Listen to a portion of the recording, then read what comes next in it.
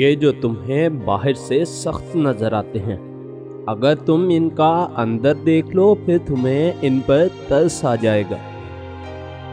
اگر کوئی عورت آپ سے آپ کا مرد چرا لیتی ہے تو سب سے اچھا بدلہ یہی ہے اسے ادھر ہی رہنے دے، کیونکہ اصلی مرد کبھی چوری نہیں ہوتے۔ شریف عورت جس سے ایک بار جڑ جائے بس پھر وہی اس کا سب کچھ ہوتا ہے، کسی اور کے سائے کا تو سوال ہی پیدا نہیں ہوتا۔ جان دے دے گی لیکن شرک کا خیال تک نہ لائے گی۔ پہلے 5 نمازیں سنبھال لو، 4 بیویوں کی بات بعد میں کرنا۔ اللہ رزق کھول دے تو دسترخوان لمبا کر دو، دیواریں نہیں۔ محبت کرنے والے کا رویہ ماں جیسا ہوتا ہے، جیسے ماں جتنی بھی غلطیاں ہوں ان پر پردہ ڈال دیتی ہے۔ جو دنیا کا سوچتا ہے لوگ کیا سوچیں گے، اس کی فکر کرتا ہے، وہ سب کچھ کھو دیتا ہے۔ سب سے بڑھ کر اپنی محبت بھی کھو بیٹھتا ہے۔ جس کے ساتھ اس نے زندگی گزارنا ہوتی ہے اس تک کو کھو بیٹھتا ہے، بعد میں ہوتا ہے تو زندگی بھر کا پچھتاوا۔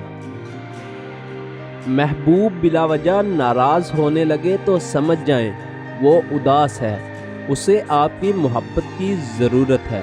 اس سے لڑنے کی بجائے اسے خوب پیار دینا سمجھدار خاتون کی نشانی ہے۔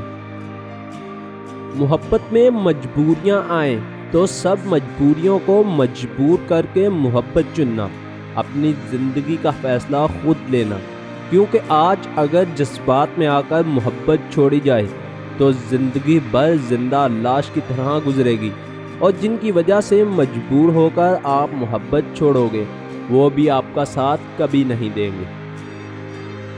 عورت محبوب کو ملاقات سے روکتی ہے تو اس کا مطلب یہ نہیں کہ وہ ملنا نہیں چاہتی، بلکہ وہ اس لیے کہتی ہے کہ ان کے خوبصورت رشتے کو کسی کی نظر نہ لگ جائے، کوئی اسے چرا نہ لے۔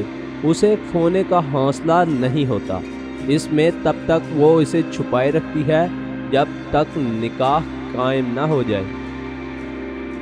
جو انسان بہت لڑنے کے بعد بھی آپ کو منانے کا ہنر رکھتا ہو اور ہر وقت آپ کا خیال کرے تو سمجھ لینا وہ آپ کی بے پناہ محبت کا بھوکا ہے۔